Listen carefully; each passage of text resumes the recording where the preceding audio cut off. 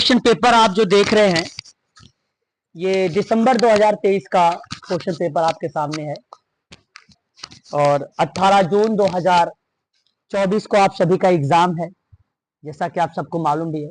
और कल मैंने आप सभी लोगों को क्वेश्चन नंबर 100 तक के प्रश्नों को मैंने आप लोगों से सॉल्व करवाया था और आप सभी लोगों ने इसका जवाब भी दिया था। ऑप्शन नंबर कौन सा?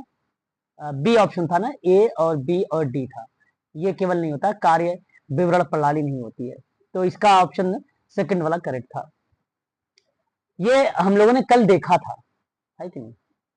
आगे बढ़ेंगे और क्वेश्चन नंबर लेंगे 101। शुरुआत किया जाए तो एक बार स्पष्ट करिए आप सभी लोग। स्टार्ट करते हैं क्वेश्चन को। जी सर। Yes sir. चलिए ठीक है, फिर ध्यान दीजिएगा आप सभी लोग।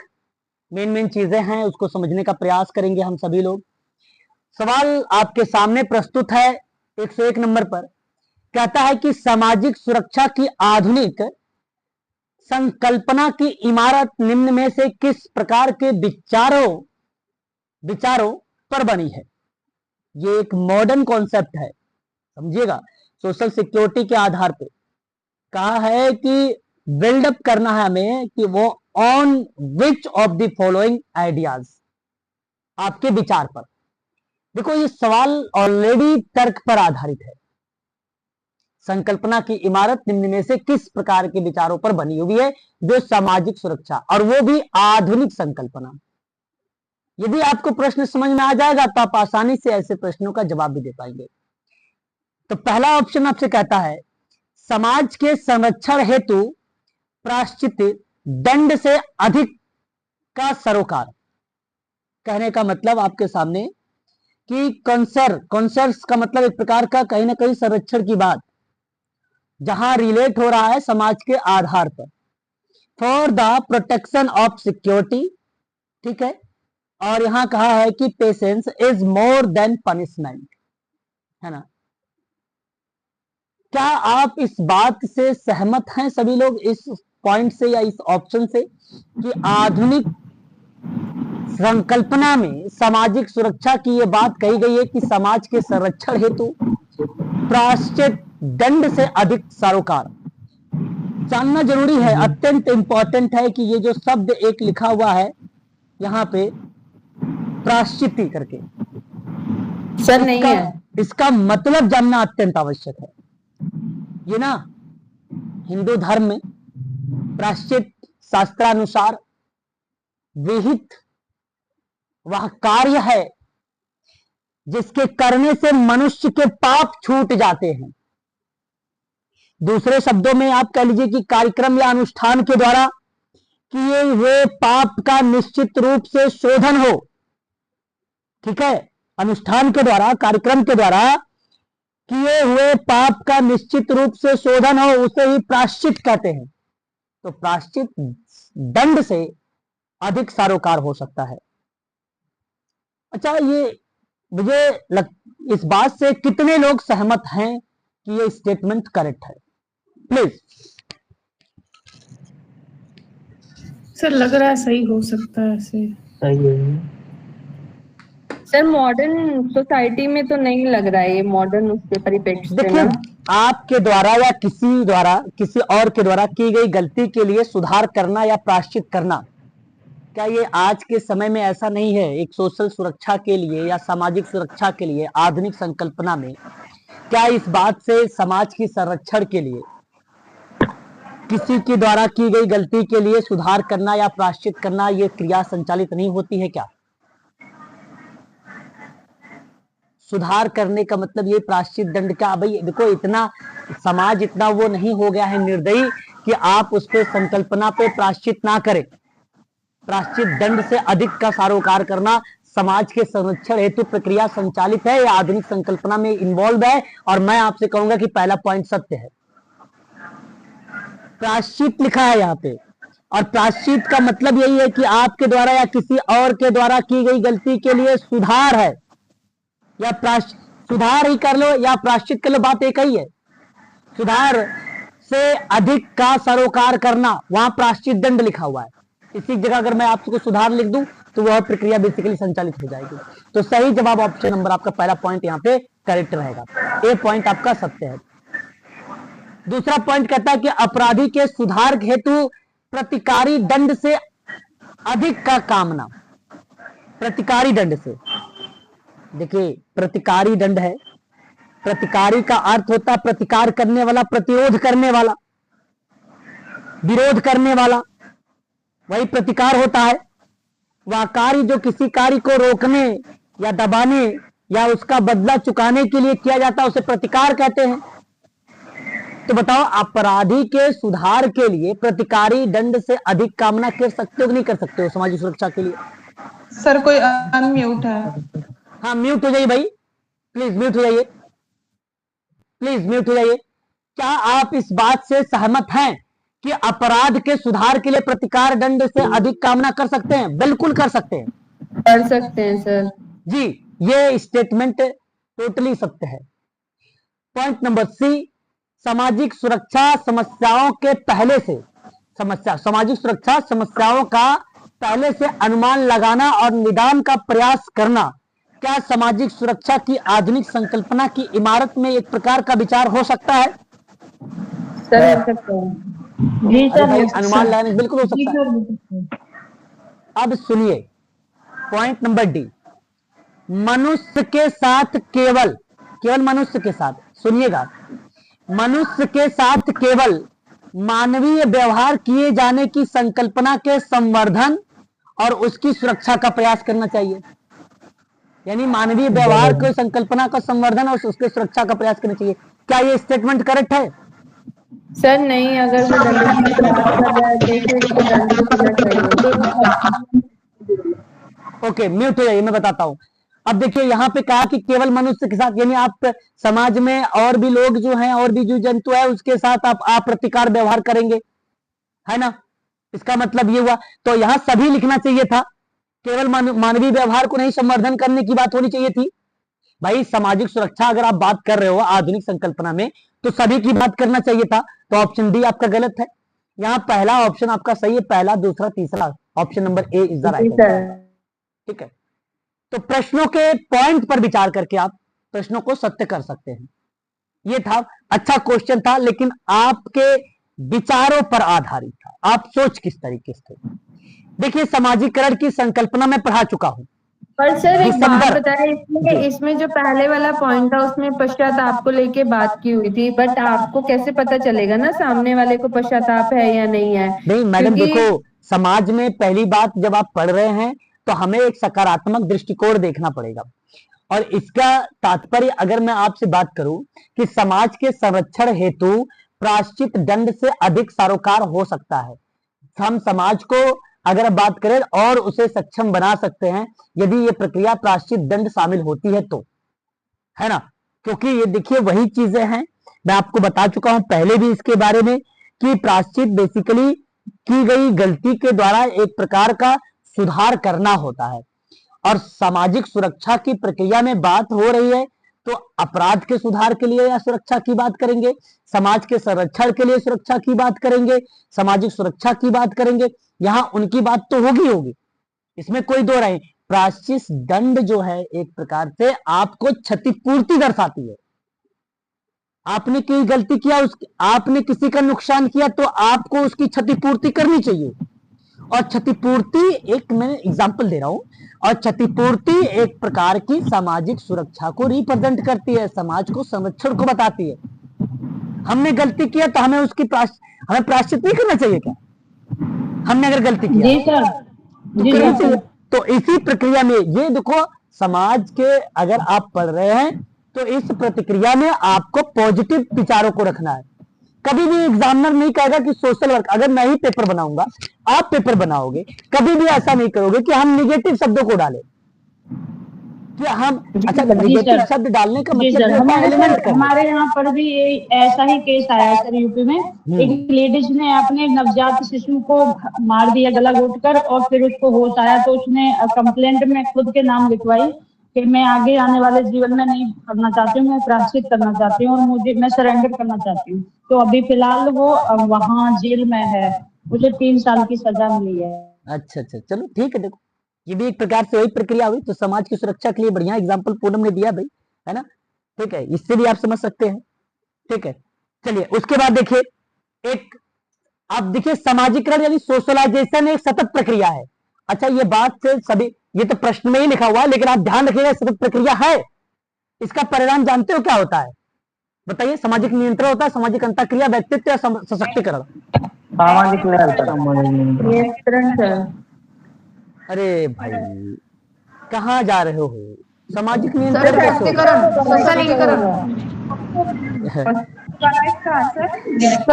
समाजीकरण एक सतत प्रक्रिया है, इसका परिणाम होता है, और वो होता है व्यक्तित्व।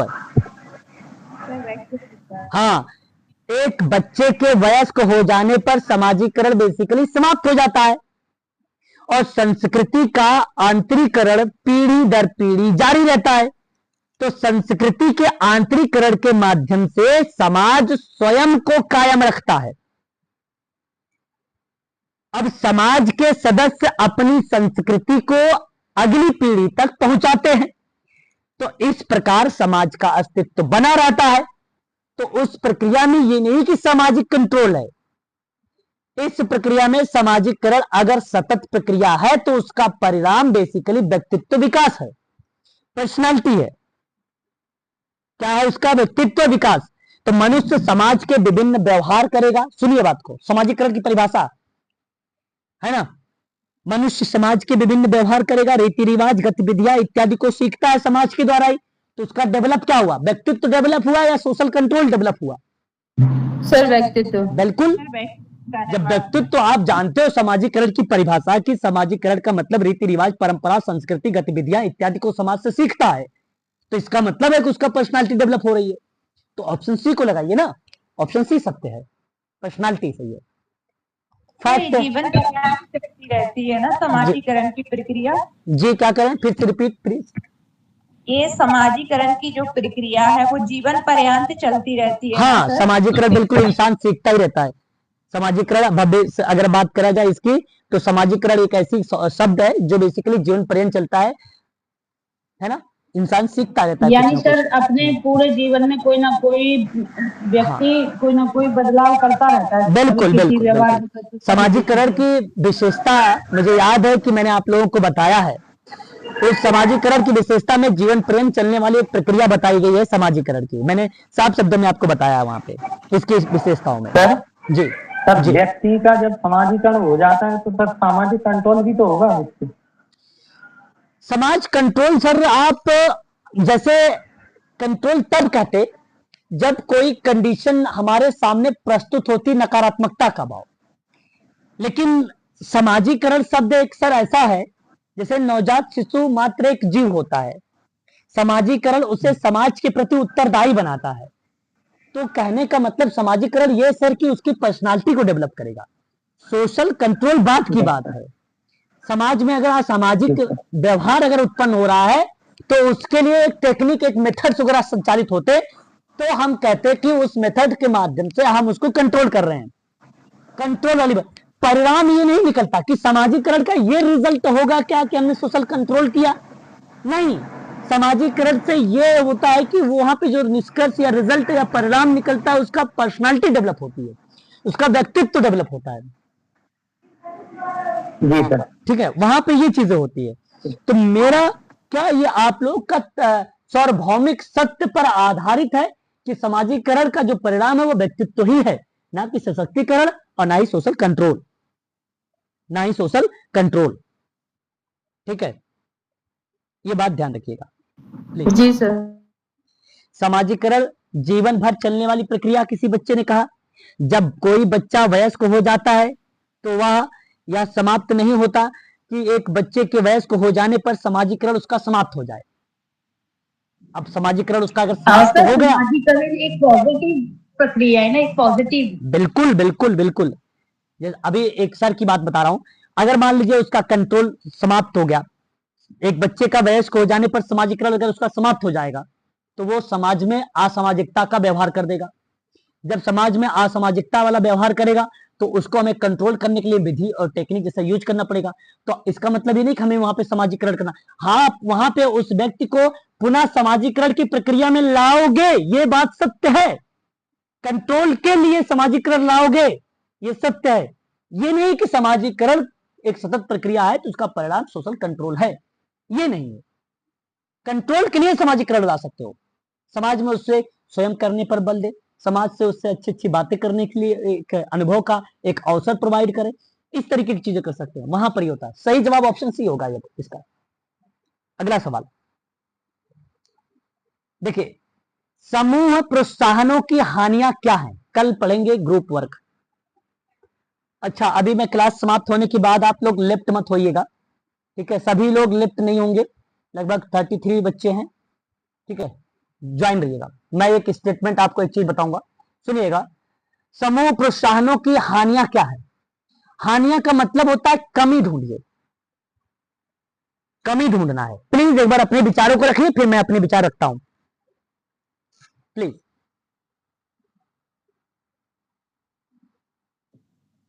सर इसका पहला सही हो जाएगा, कहाँ प्रयोजन से पूर्ति में पर्याप्त रूप से सशक्त नहीं हो सकता। अच्छा जी। और सर लिप्तीय कार्य में कमी भी होगी सर। अच्छा जी, देखो अब सुनिए, मैं आपको एक बात बता दूं, समूह प्रोत्साहन कार्यक्रम ऐसे पुरस्कार कार्यक्रम है जो संगठनात्मक प्रदर्शन के पहले स्थापित स्तरों को पूरा करना या उससे अधिक करने वाले कर्मचारियों के समूह को एक मुफ्त, एक टाइम ऑफ पुरस्कार या एक अनौपचारिक मान्यता प्रदान करना। कहने का तात्पर्य सिंपल है कि आप पुरस्कार के माध्यम से उसे पथ प्रदर्शित कर रहे हो, या आप वहां पे एकजुटता की बात कर रहे हो। यह समूह प्रोत्साहन होता है, समूह को मोटिवेट करने के लिए, ताकि सभी लोग समूह में ही काम करें, ताकि कार्य को और आगे बढ़ाया जा सके। यह भूमिका है। अब सिंपल बात यह है कि यह पूछा उसकी कमी, कमी का मतलब था उसकी चुनौतियां, उसकी हानियां, ये रिप्रेजेंट हुई। तो पहला पॉइंट कहा कि प्रोत्साहन प्रयोजन की पूर्ति में पर्याप्त रूप से सशक्त नहीं हो सकता है। अब सुनिए, यह जरूरी नहीं है, यह जरूरी नहीं है कि समूह प्रोत्साहन की हानियां बेसिकली सभी को सशक्त बनाए। हाँ भाई, आप देखो ग्रुप में एक लोग तो नहीं, विभिन्न प्रकार के व्यक्ति हैं, हर एक व्यक्ति यूनिक है, उसके विचार भी यूनिक हैं। तो प्रोत्साहन प्रयोजन की पूर्ति में पर्याप्त रूप से सशक्त नहीं हो सकता है। आप अगर कहो कि सभी लोग सशक्त बन जाएंगे, या क्या कहना उचित रहेगा? भाई कई लोग हैं, ग्रुप है ना, तो जरूरी सर एक्टिव है ज्यादा ग्रुप तो वर्क अब करके और कोई नहीं है सपोज, सर। अब देखिए मेरे पास अगर मैं बात करूं आप लोगों से अपने जैसे ग्रुप की, हमारे ग्रुप में लगभग अगर यूजीसी नेट की वाले ग्रुप की बात करता हूं, इसमें 97 मेंबर हैं। अब 97 स्टूडेंट, अगर आपसे ये कहो कि मेरी बातें सभी को समझ में आती है, या ये मैं कहूं कि मेरे बच्चे सारे क्रैक कर जाएंगे एग्जाम में, तो ये कहना उचित तो नहीं है, है ना। ये ग्रुप एक एग्जाम्पल के तौर पर दे रहा हूं। तो प्रोत्साहन प्रयोजन की पूर्ति में पर्याप्त रूप से सशक्त नहीं हो सकता, यह बात सत्य है, पर हानियों के रूप में सत्य है। यह हानियों के रूप में सत्य है, एक कमी है, ये कमी है, ये कमी है। ये लिपि कार्य में कमी, अच्छा ये बता सकते हो आप, लिपि कार्य में कमी, लिपि कार्य में कमी यानी रिडक्शन ऑफ, अगर मैं बात करता हूं क्लियरिकल वर्क या क्लर्क वर्क, क्लर्क का मतलब बोलता है लिपिक, क्लैरिकल। हाँ क्लियरिकल, तो आप यहां पे क्या कह सकते हो? सर जो वो क्लैरिकल वर्क होगा, लिखने पढ़ने वाला बेसिकली, उसमें कमी होगी। देखो मैं आपसे यहाँ पे प्रश्न ये नहीं, मेरा प्रश्न ये है कि समूह प्रयोजन की हानियां क्या है, तो क्या लिपि कार्य में कमी दर्शाता है ग्रुप प्रोत्साहन के लिए? पहली बात यह है। अच्छा कितने लोग लिपिक, लिपिक का मतलब समझ रहे हो, लिपिक कार्य का मतलब समझ रहे हो, बताओ। लिपिक कार्य, अरे भाई आमतौर पे जैसे टाइपिंग जैसे दोहराए जाने वाले कार्य को शामिल करता है। प्रशासनिक कार्य में निर्णय लेना शामिल होता है, वही लिपिक कार्य कहलाता है प्रशासनिक कार्य में। तो कर्मचारियों का पर्यवेक्षण करना हो गया, लिपिक कर्मचारियों के बारे में सोचने या विभिन्न प्रकार के कार्य करके कार्यालय को चला लो जो है स्टार्ट करने के रूप में रखने की भूमिका में, वहां पे लिपिक कार्य का नाम आता है ना। तो मैं कह रहा हूं लिपिक कार्य में कमी, और लिपिक कार्य में कमी ग्रुप प्रयोजन या ग्रुप प्रोत्साहन में देखने को मिलता है, और ये बात सत्य है। अगर मैं आपसे कह रहा हूं डिसएडवांटेज के अंतर्गत ग्रुप जो है इंसेंटिविस्ट का मतलब एक प्रकार से आप प्रयोजन कह सकते हो, या आप ये कह लीजिए प्रोत्साहन कह सकते हो। इंसेंटिव एक प्रकार से आप बोल सकते हो, प्रोत्साहन देने वाली वस्तु, प्रेरक एक प्रकार का। तो बताइए लिपिक कार्य में कमी हानियां होगी या लाभ होगा? सर हानि होगी। हानि होगी। और यहां पे देखो समूह प्रोत्साहन के लिए लघुत्तर प्रशिक्षण, देखो ग्रुप वर्क अगर है या समूह मोटिवेट कर रहे हो, आप इंसेंटिव की बात कर रहे हो, तो उस समय छोटे समय के लिए ट्रेनिंग दे सकते हो। बोलो यस, दे सकते हो? हाँ भाई होता है, दे सकते हैं। छोटे समय के लिए मिनट्स रख लिया, 10 मिनट के लिए 5 मिनट के लिए काम कर लिया तो फटाफट ट्रेनिंग कर देते हैं, ये है आपका। तो यहां सवाल है कि समूह प्रोत्साहन की हानियां क्या हैं। अब समूह प्रोत्साहन की हानियां बेसिकली ये देखिए, पहला पॉइंट और दूसरे पॉइंट की है। हानियों के रूप में मैं नहीं ले रहा हूं यहां पे, यहां समूह प्रोत्साहन के रूप में ले रहा हूं लघु प्रशिक्षण काल का। ये चीजें चलती है, यह हानियों के रूप में नहीं होता है, छोटे समय के लिए होता है। भाई हो सकता है वो भी सक्षम तरीके से। कर्मियों के बीच में बेहतर सहयोग की बात भी अगर आप मोटिवेट करोगे तो बेहतर सहयोग भी मिल सकता है। सक्षम कार्यकर्ता की अक्षमता के लिए दंडित किया जा सकता है। सूक्ष्म कार्यकर्ता, समझ रहे हो? समझने का प्रयास करिए, है ना। और कहा आपसे क्या कि सूक्ष्म बोल रहा हूं, सक्षम कार्यकर्ता को अक्षमता के लिए दंडित किया जा सकता है। सर किया जा सकता है भाई हटा सकते हो, निकाल सकते हो, बिल्कुल। आप अगर मान लीजिए किसी कार्य को अगर आपने वहां पे निगेटिव परिप्रेक्ष्य में रिलेट कराया है, तो आपने कोड ऑफ एथिक्स को माना नहीं है, आपने असामाजिकता का व्यवहार किया है, तो थोड़ी ना आपको उस ग्रुप में रखा जाएगा, आपको हटा दिया जा सकता है। तो सक्षम कार्यकर्ता को अक्षमता के लिए दंडित किया जा सकता है, और ये प्रक्रिया बेसिकली हानियों के रूप में नहीं है। अब बहुत बच्चे इसको हानियां में रख देते होंगे, जो कि पॉइंट नंबर 4 का। और सही जवाब बेसिकली अगर मैं बात करता हूं, केवल और केवल अगर मैं जिक्र करूंगा, इस प्रश्न का पहला और दूसरा पॉइंट आपका सही होगा।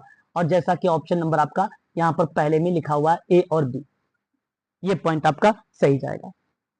ठीक है, पॉइंट अगला क्वेश्चन। अब ये देखिए सवाल, आसान सा सवाल, निम्नलिखित में से विश्व के किस देश में उद्योगों के सामाजिक उत्तरदायित्व की अनिवार्यता हेतु विधान पारित किया है? सर भारत में। यदि आप कह रहे हैं कि which of the following countries का नाम दे रहे हैं ऑफ द वर्ल्ड के आधार पर, और वो भी पास लेजिस्लेशन करके, मेकिंग सोशल रिस्पॉन्सिबिलिटी मैंडेटरी, अगर हम बात करेंगे तो यहां पर अगर आपने इंडिया का नाम लिया है तो इसका मतलब है कि आपने ऑप्शन का सही चुनाव किया है। सर ये क्वेश्चन बहुत बार पूछा गया है यूजीसी में, रिपीट है, बहुत बार आता है ना, ये बहुत बार रिपीट हुआ है। ये आपको बता दूं, ये एक CSR है, इसको क्या बोलते हैं हम लोग?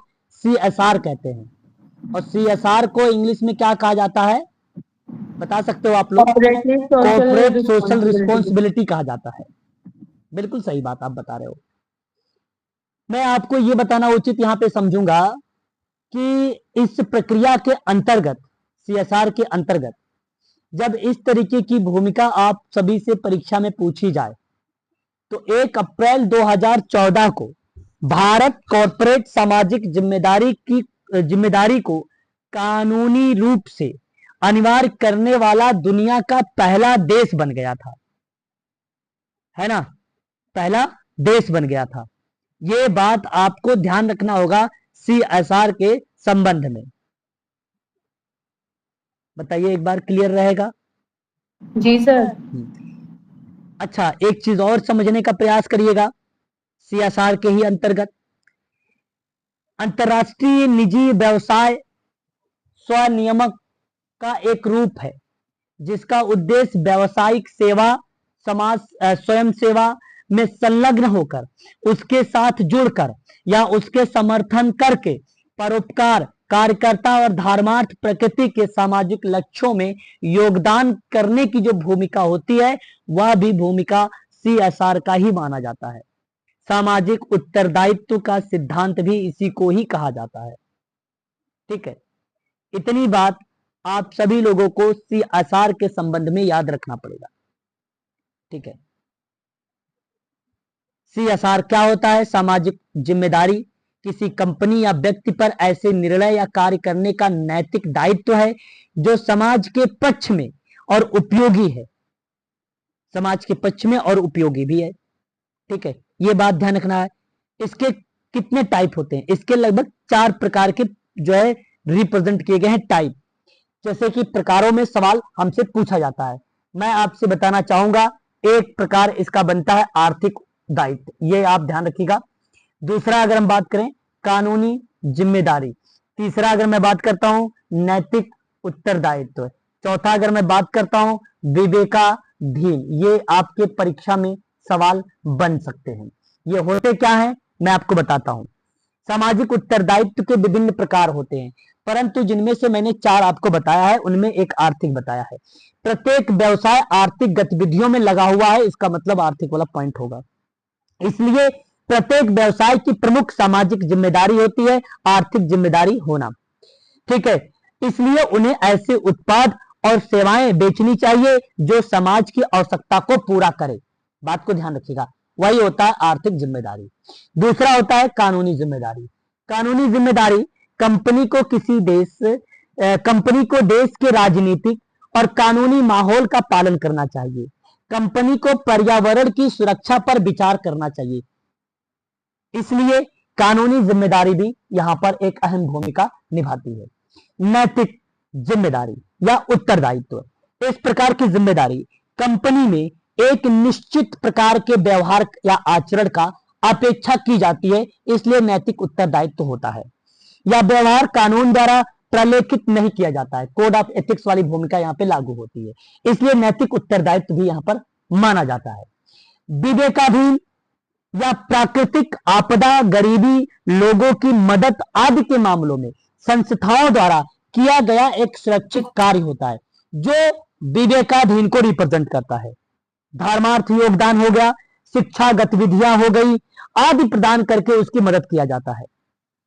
यह भूमिका एक विवेकाधीन उत्तरदायित्व को रिप्रेजेंट करता है। क्लियर है? एक बार स्पष्ट करेंगे।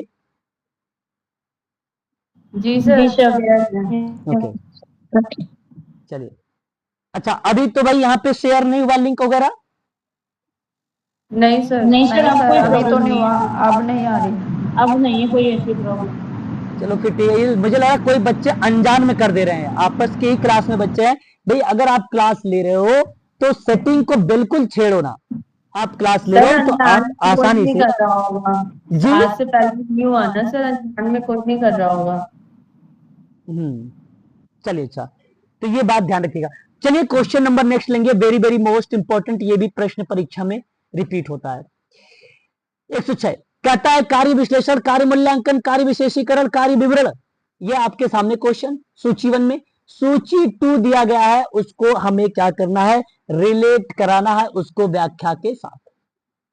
जरा एक बार इसका जवाब बताइए कि job analysis, job evaluation, job specialisation या कह लीजिए और जॉब डिस्क्रिप्शंस, ये है।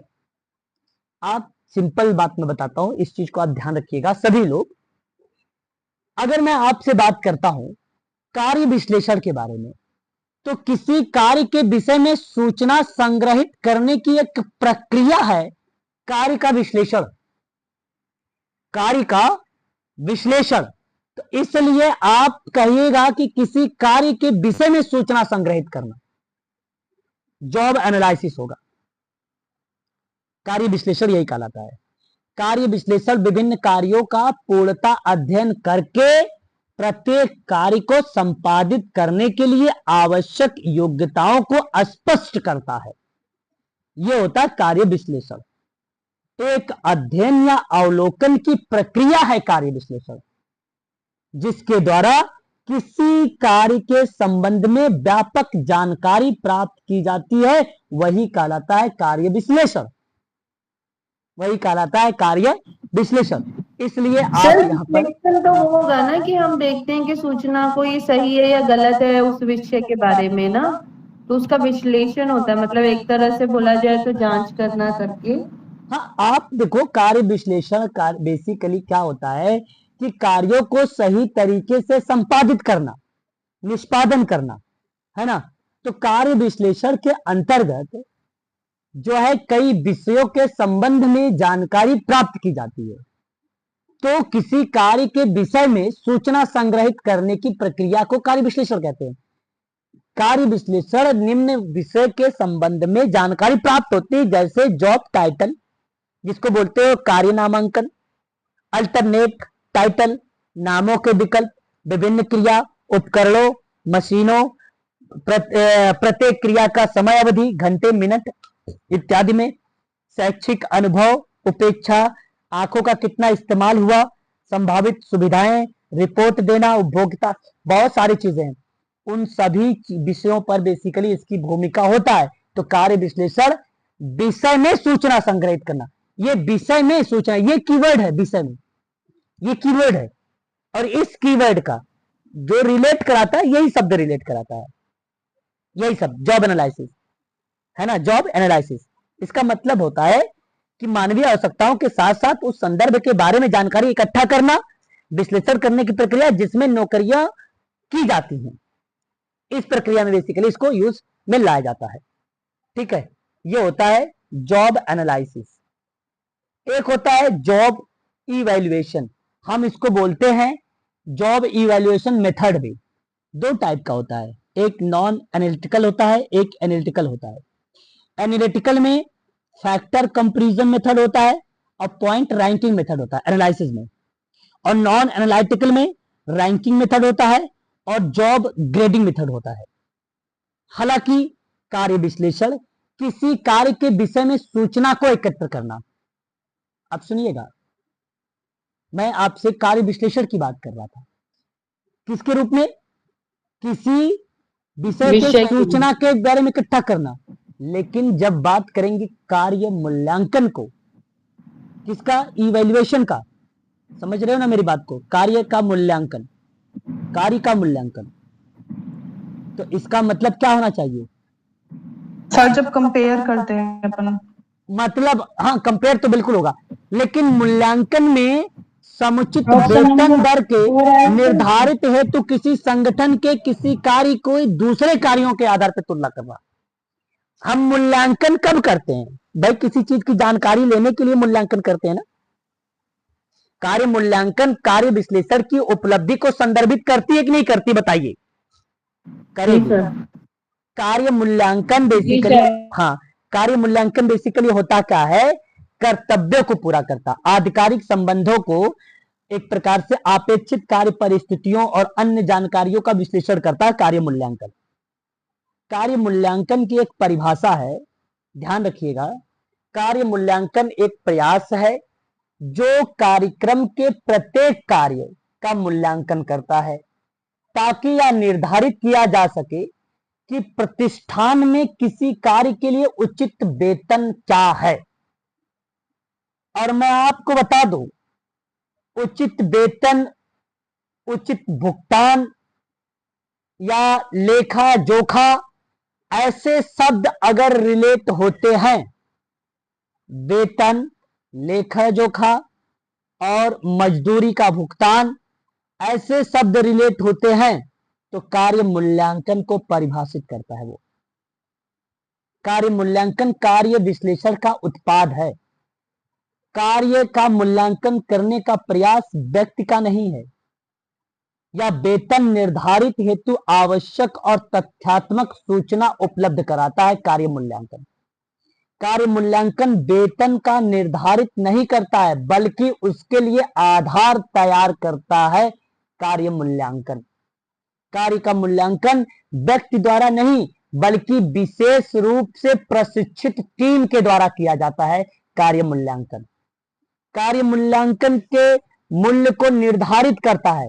उसके अंतर्गत कार्य के संबंध में विभिन्न तथ्यों जैसे योग्यता हो गई, उत्तरदायित्व हो गया आदि का ध्यान रखा जाता है। यह क्रिया प्रक्रिया कार्य मूल्यांकन को प्रस्तुत करता है। इस बात को आप सभी लोग ध्यान रखिएगा। एक पॉइंट आता है कार्य विशिष्टीकरण। कार्य विशिष्टीकरण का मतलब क्या था? किस चीज को रिलेट कराएंगे? Job specification. जी, स्पेसिफिकेशंस बोला जाता है या विनिर्देशन बोला जाता है इसको। क्वालिफिकेशन, एक्सपीरियंस, ट्रेनिंग, स्किल वगैरह आता है। चलिए, किसी कार्य को रोकने के लिए आवश्यक मानवीय योग्यताओं का विवरण मैंने आपको पहले बता दिया था। कीवर्ड अगर आप चाहे तो आप लिख सकते हैं। मैं यहां साइड में कीवर्ड लिखवा देता हूं, एक जॉब विवरण में और एक जॉब विशिष्टीकरण में। तो ध्यान से यहां पे सुन लीजिए, है ना। कीवर्ड,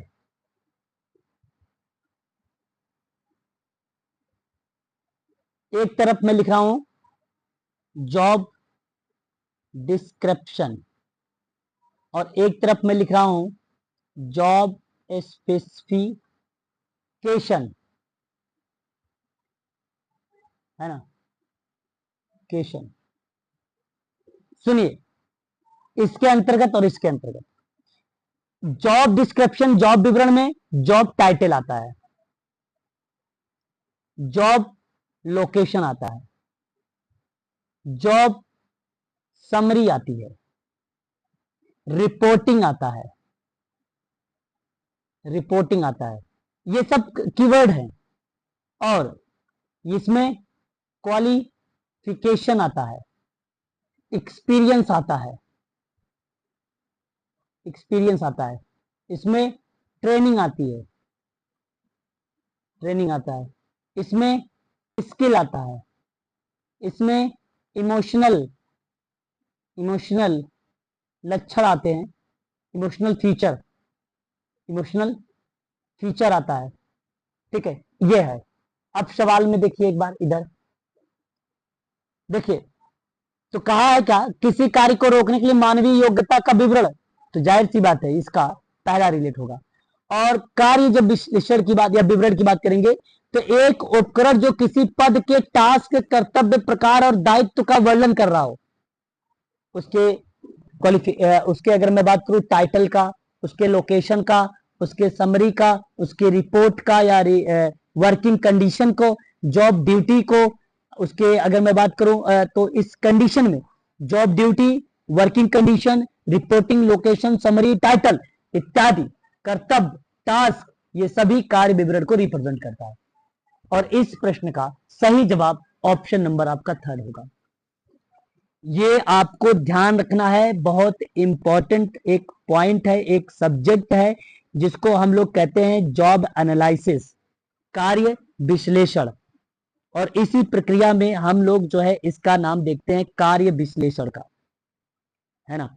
कार्य विश्लेषण का ही नाम हम इसके अंतर्गत देखते हैं। बहुत बड़ा टॉपिक है, मानव संसाधन कार्य प्रणाली है और मानव संसाधन कार्य प्रणाली के ही अंतर्गत इन शब्दों का प्रयोग किया जाता है, जिसमें से कार्य विश्लेषण आ गया आपका। ये जो चार आपके सामने यहाँ पे लिखे हैं, यही चारों का नाम यूज होता है इसके अंतर्गत। ठीक है, इंपॉर्टेंट है, ध्यान रखिएगा, भूलिएगा मत। परीक्षा में इससे सवाल आया हुआ है कई बार, आगामी परीक्षा में भी हो सकता है ये सवाल बनाए आप लोगों के। आवाज वगैरह क्लियर है? एक बार स्पष्ट करेंगे। जी सर, क्लियर है। अब देखिए, निम्नलिखित किसे रक्षा तंत्र माना जाता है? सिगमंड फ्रॉइड की रक्षा तंत्र अगर पढ़े हो तो सही जवाब दे सकते हो, और मैंने आपको पढ़ाया भी है। बताइए।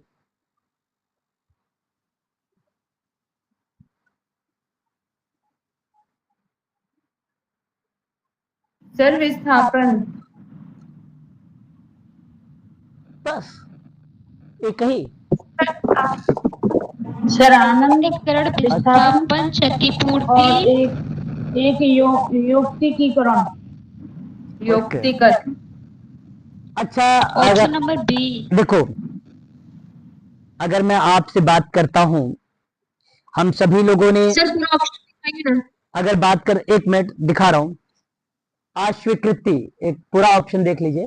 यहाँ पे एक शब्द, यहाँ पर अगर मैं बात करता हूं रक्षा तंत्र में, तो एक शब्द आता है अस्वीकृति। क्या अस्वीकृति या नामंजूरी जैसा शब्द, रिजेक्शन जैसा शब्द, क्या अस्वीकरण एक रक्षा युक्ति के रूप में आता है या नहीं आता है? सर नहीं आता। नहीं आता। नहीं आता। आप कह रहे हो कि नहीं आता है। अच्छा, लेकिन आप इस चीज को ध्यान रखिएगा, निम्न में से किसे रक्षा तंत्र माना गया है? किसे रक्षा तंत्र माना गया है? तो मैं आपको बता देता हूं कि जो एक शब्द, इसकी इंग्लिश ध्यान दीजिएगा, सर परित्याग। अस्वीकृति आता है, आनंद नहीं आता। हाँ, जो परित्याग है, जिसको अगर मैं बात करता हूं आप लोगों से, रिजेक्शन, ये एक शब्द है। इस शब्द को आप लोगों ने, मुझे जहां तक उम्मीद है कि आप लोगों ने देखा होगा। हाँ, आज स्वीकृति जैसे शब्द को नहीं सुना होगा, लेकिन इस जैसे शब्दों को अगर मैं बात करता हूं, रिजेक्ट जैसे शब्द को, जो व्यक्ति जो अस्वीकार करता है, एक व्यक्ति जो अस्वीकार करता है, सिंपल बात है, अस्वीकार किसी ऐसी चीज से इनकार, इनकार या अस्वीकृति जिस पर दावा करने का अधिकार है। उस कंडीशन में मुझे याद है कि मैंने आप लोगों को एक शब्द दिया था, तो वहां पे लिखा था इनकार। हाँ सर, इसको इंग्लिश में डिनायल भी कहते हैं। हाँ, डिनायल भी कहते हैं, बिल्कुल सही जवाब, डिनायल कहते हैं। तो इस कंडीशन में यह अस्वीकृति है, किसी ऐसी चीज से इनकार या अस्वीकृति जिस पर दावा करने का अधिकार है ना, विशेष रूप से। तो किसी हित या संपत्ति को स्वीकार करने से त्याग या औपचारिक इनकार, है ना, उस कंडीशन में इसको देखा जाता है, और यह एक प्रकार की रक्षा युक्ति या रक्षा तंत्र है। पहला पॉइंट सत्य है। दूसरा पॉइंट आनंद। दूसरा आनंद, आनंद हैप्पी, खुशी, ऐसा कहते हैं हम लोग, जो कि रिलेट नहीं होता है, रिलेट नहीं होता है। युक्तिकरण, युक्तिकरण मैंने आपको पहले बता रखा है, रेशनलाइजेशन शब्द को हम लोग रिलेट कराते हैं। यही मैंने पढ़ाया है आप लोगों को, हाँ सर। और उम्मीद है कि आप शायद जानते भी इसके बारे में है। युक्तिकरण है क्या चीज? ये किस चीजों को प्रस्तुत करता है? किसी चीज को तार्किक रूप से सुसंगत प्रणाली में व्यवस्थित करना ही युक्तिकरण कहलाता है। बिल्कुल, यानी ये स्टेटमेंट आपका सही हो गया। फिर एक शब्द आता है डिस्प्लेसमेंट। मैंने पढ़ाया था कि जो चीज जहां से स्टार्ट होती है पुनः वहीं से शुरुआत होती है, तो उसे डिस्प्लेसमेंट कहते हैं। उसको हम लोग विस्थापन कहते हैं, केमिस्ट्री के लैंग्वेज में बताया था।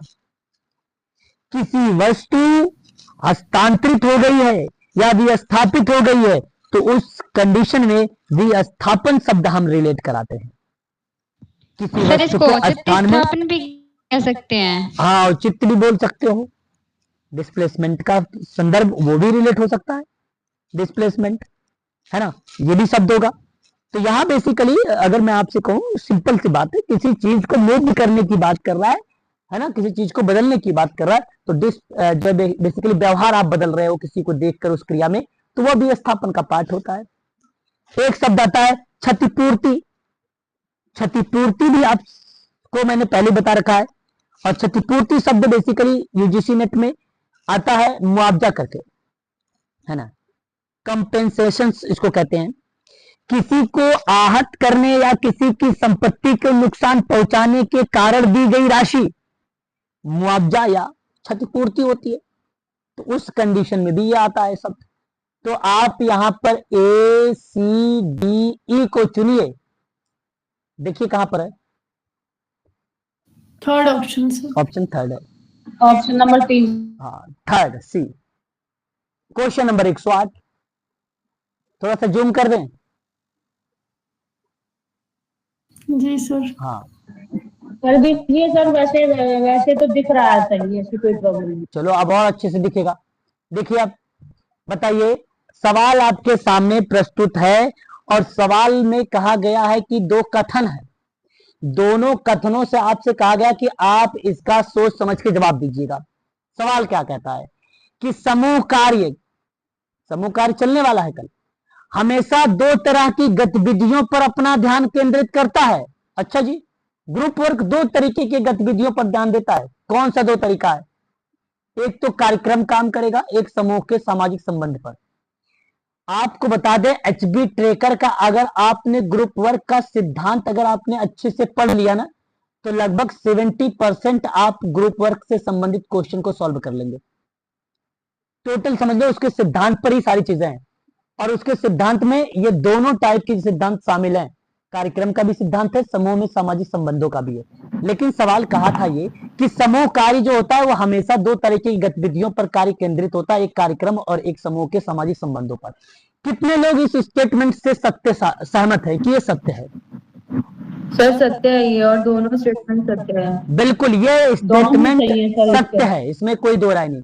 लेकिन आप ये मत जी सोचिएगा सर। कि यहाँ अगर लिखा है हमेशा, तो इसका मतलब ये नहीं कि हमेशा वाला शब्द कभी कभी, मैंने आपको बताया भी है कि केवल शब्द जब आता है तो वो हमेशा कहीं ना वो कहीं गलत होता है, आता है कभी सर। हमेशा आ जाए तो गलत आता है। लेकिन आप सोचिए, ये सार्वभौमिक सत्यता पर आधारित है।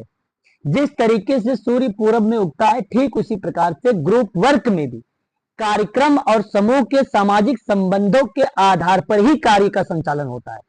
तो ये सार्वभौमिक जी सत्य सर, है। जो यूनिवर्सल हाँ, होती है। हाँ।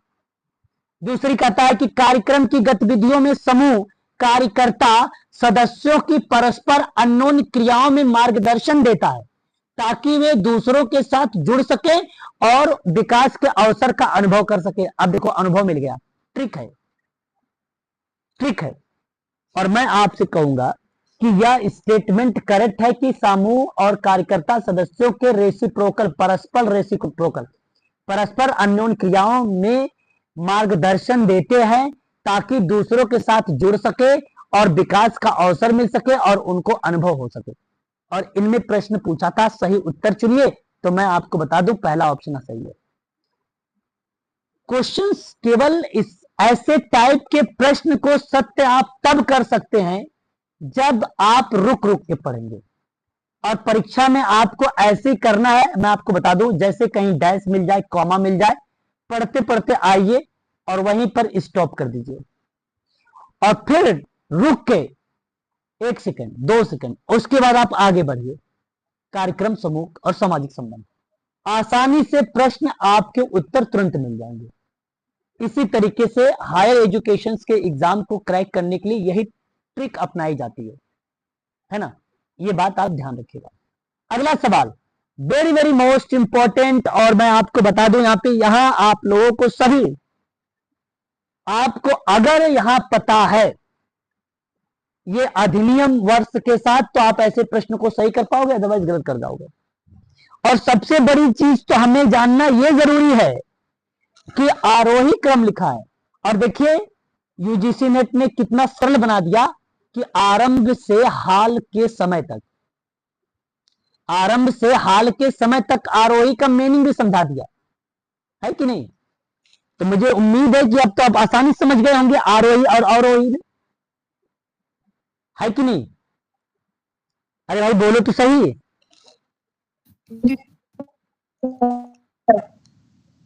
सर हाँ, और यदि आप यहां अगर मैं आपसे कहूं सबसे छोटे से सबसे बड़े, मैंने आपसे कहा कि सबसे छोटे से सबसे बड़े की तरफ अगर आप जा रहे हैं तो वह अवरोही क्रम, जैसे 0 सर स्क्रीन शेयर नहीं हो रही है आपकी। क्यों आवाज स्क्रीन नहीं हो रही? हो रही है भाई स्क्रीन, है ना? ठीक है, स्क्रीन शेयर। नहीं हो रही। अच्छा ये बताइए, मेरी आवाज क्लियर है? आवाज क्लियर है? बोलो। अरे सुनीता मैडम या मनीषा, कोई भी बताओ तो सही, मेरी आवाज क्लियर है कि नहीं क्लियर, ये बताओ। कट रही है।